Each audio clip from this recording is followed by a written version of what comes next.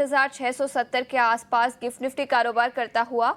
और इसके अलावा एफआईआई और डीआईआई के आंकड़ों पर भी एक बार नजर डाल लेते हैं। याद रखें, डोमेस्टिक इंस्टीट्यूशनल इन्वेस्टर्स ने कल करीब 12,122 करोड़ की खरीदारी की। वही फॉरेन इंस्टीट्यूशनल इन्वेस्टर्स ने करीब 9,000 करोड़ के शेयर बेचे। और डीआईआई बाइंग के चलते ही कल के सत्र में इतनी गिरावट थी, उसके बावजूद इतनी सारी गिरावट थी। तो याद रखें, अगर डीआईआई की खरीदारी नहीं होती तो शायद भारतीय बाजार और भी फिसलते हुए नजर आते।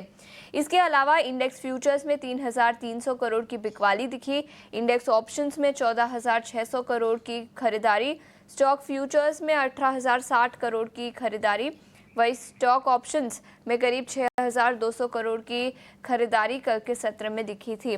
लेकिन जैसे हमने बताया, पॉजिटिव ओपनिंग के संकेत भारतीय बाजारों के लिए, लेकिन ऐसे में किस तरह की रणनीति बनानी चाहिए, इंडेक्स लेवल्स पर कौन से लेवल्स पर अब आपको नजर रखनी चाहिए, ये बताने के लिए डिम्पी फोन लाइन पर जुड़ चुके हैं। Dimpy, good morning. 22,670 के आसपास गिफ्ट निफ्टी कारोबार करता हुआ, अगर गैप अप ओपनिंग दिखता है तो क्या ये सस्टेनेबल होगा पूरे दिन के लिए? थोड़ा रह सकता है आशीषा, क्योंकि हमने जिस जगह से सपोर्ट लिया है एक्चुअली वो पहला भी एक मेगा सपोर्ट एरिया। आपको ध्यान होगा पिछली बार हमने 22,000 के आसपास का एक बेस बनाया था और उसके बाद 23,400 तक की और 23 इनफैक्ट 800 तक की हमने जर्नी को पाया। एग्जैक्टली सेम उसी जगह से मार्केट से बार बार घूम रहा है। इसका मतलब ये है कि ये सपोर्ट तो पक्का है, इसमें कोई दो राय नहीं है। अगर गिरना होता तो और भी ड्रैग किया जा सकता था।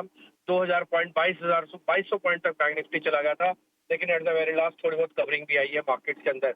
तो ये पॉइंट तो आपका जो पूछा है भी आपने कि ये सपोर्ट रुकेगा कि नहीं रुकेगा, मेरा ऐसा मानना है कि 21,800 और 22,000 एक इंपॉर्टेंट सपोर्ट है, इसको नहीं तोड़ेगा। आशीषा, कल भी हमने एक बात आपके सामने रखी थी कि हमें लगता है कि जो टैरिफ वॉर वाला मैटर है वो कल मार्केट में करीब 60% से डिस्काउंट हो चुका है। ये बात हमने कल ही आपके सामने रखी थी और हमारा ये मानना है कि 10-20% की और गुंजाइश है बस टैरिफ वॉर को लेकर। कम से कम टैरिफ के नाम पर अब बाजार नहीं टूटेंगे, क्योंकि जितना होना था वो मैक्सिमम हो चुका है। देखिए, कल भी डोनाल्ड ट्रंप ने बोला कि चाइना के ऊपर हम एडिशनल 50% लगा देंगे, लेकिन मार्केट गिरे नहीं। इनफैक्ट यूएस मार्केट्स भी नहीं गिरे, क्योंकि उनको पता है प्रैक्टिकली पॉसिबल ही नहीं है।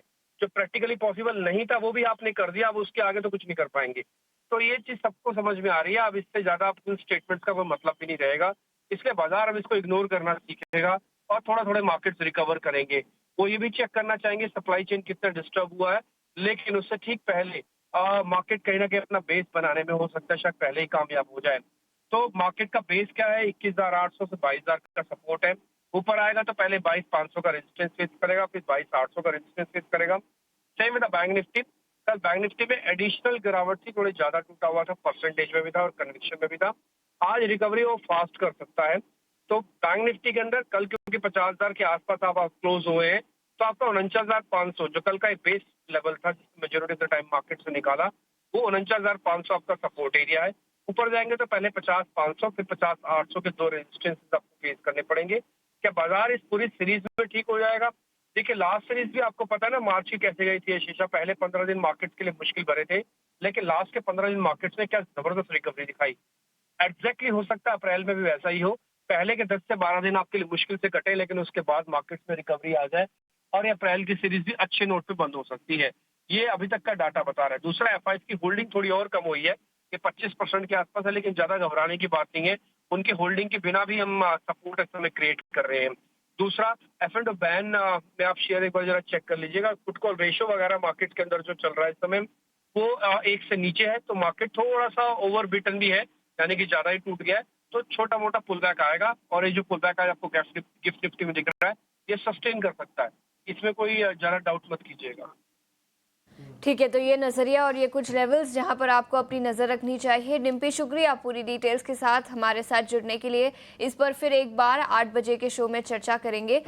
लेकिन बाजार पर रणनीति बताने के लिए अब हमारे साथ लक्ष्मीकांत शुक्ला जी भी जुड़ चुके हैं फ़ोन लाइन पर। लक्ष्मीकांत जी, गुड मॉर्निंग। और ऐसा लग रहा है कि अच्छी सुबह हो सकती है भारतीय बाजारों के लिए भी। 400 अंकों की शानदार तेज़ी और कल की गिरावट रिकवर होती हुई नजर आएगी। लेकिन ऐसे में आपकी रणनीति किस तरह की होगी? सुप्रभात आशीषा जी। जी हाँ, जैसा कि हमें जिस निफ्टी संकेत दे रही है कि तो आज हम कैप पर कितनी देख सकते हैं।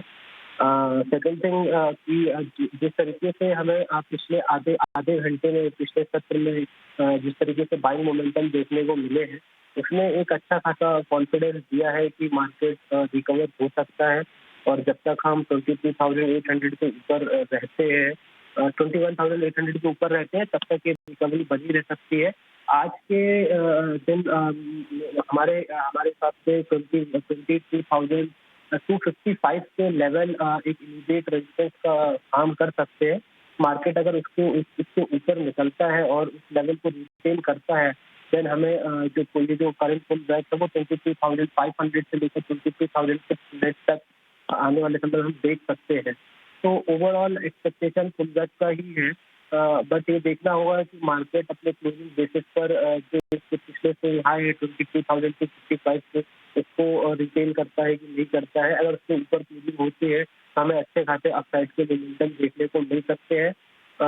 अगर हम पुट कॉल रेशियो की बात करें तो वो भी ऑलरेडी ओवरसोल्ड जोन में ट्रेड कर रहा है। तो ये एक डेटा है जहाँ से हम एक पॉजिटिव स्पीड हमें मिल रहे हैं। थर्ड थिंग इज दैट कि हमारे पास हम जब भी इंडिया विक्स का जो मोमेंटम होता है, अगर वो 60-65 से ऊपर होता है, तो हमें जो पिछले हिस्टोरिकल डेटा ये भी संकेत करते हैं कि इसके बाद एक कूल ऑफ, अच्छा खासा कूल ऑफ देखने को मिलता है इंडिया विक्स में। और उस दौरान हमें हमारे मार्केट में भी स्टेबिलिटी आती है और पुल बैक भी देखने को मिलता है। तो जो करंट लेवल्स है वो 22,255 का है। अगर इसके मार्केट सस्टेन करता है तो 22,500 से लेकर 600 के लेवल हम देख सकते हैं। वहीं बैंक निफ्टी में भी बैंक निफ्टी का चार्ट स्ट्रॉन्ग थोड़ा नजर आ रहा है। तो मुझे लगता है कि अगर वो अपने इनिशियल स्विंग लो 49,300 से लेकर 49,000 जोन को अगर उसके ऊपर ट्रेड करता है, तो हमें यहाँ से भी 51,500 तक की अपसाइड के मूव देखने को मिल सकते हैं। तो ओवरऑल आज के सत्र में तो हमें शायद पॉजिटिव मूव देखने को मिलेगा। अगर ये आपने करंट स्विंग को रिटेन करते हैं तो देन आफ्टर में फर्दर पुल बैक मूव भी देखने को मिल सकता है। तो जो आज के जो हमारे ट्रेड हैं वो दोनों ही बाय साइड के ही हैं। सबसे पहला है डिलीवरी।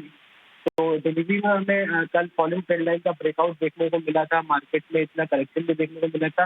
देन आफ्टर इस स्टॉक ने अपना जो स्ट्रेंथ था उसको बरकरार रखा था।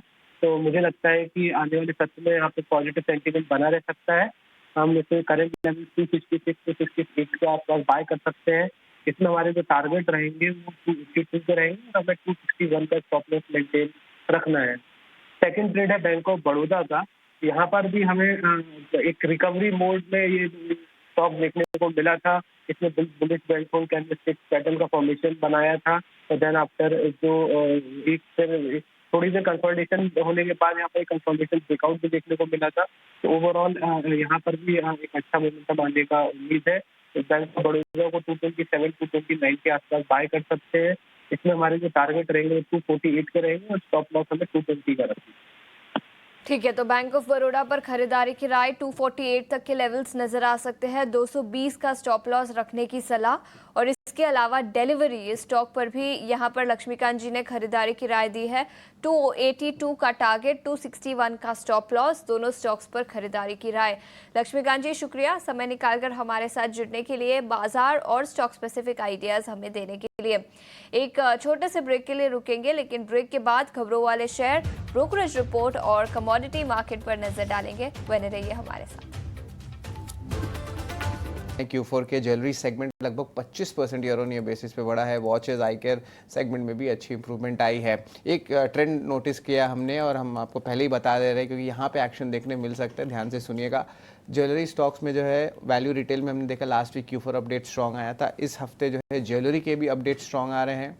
कंज्यूमर ड्यूरेबल्स के भी चैनल चेक्स अच्छे लग रहे हैं। तो जो डिस्क्रिशनरी पार्ट है उसको ज़रूर आप फोकस करेगा, यहाँ पे अच्छी ग्रोथ देखने मिल रही है और ये सारे Q4 में देखने मिल रही हैं। ऑफकोर्स QSR के लिए भी पॉजिटिव कमेंट्री आ रही है। और याद रखिए जो नवरात्रि का इम्पैक्ट है वो Q1 में देखने मिला क्योंकि अप्रैल से नवरात्रि आई है। BL की बात करें तो 2210 करोड़ का एक बड़ा ऑर्डर इलेक्ट्रॉनिक वॉरफेयर का आया है इंडियन एयरफोर्स का।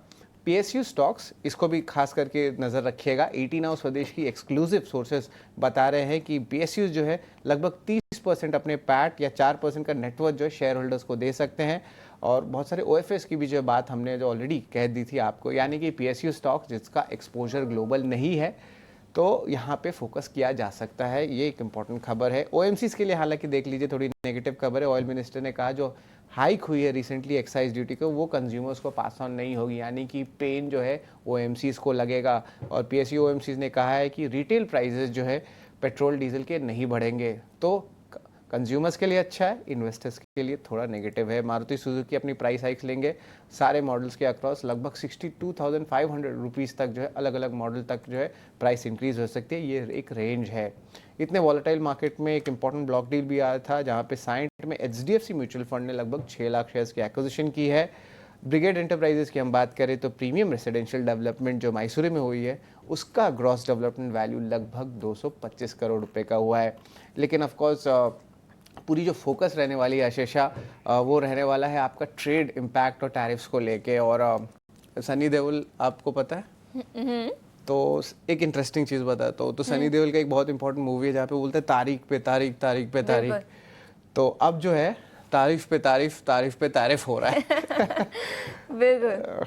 बस यही है इंपॉर्टेंट न्यूज़ फ्लोज, इस पे नज़र रखिएगा। लेकिन ऑफ कोर्स कल से आईटी अर्निंग्स आ रही है तो उसके भी इंपॉर्टेंट प्रीव्यूज़ और इंपॉर्टेंट कंजम्पशन ट्रेंड्स हम लेके आएंगे आपके लिए।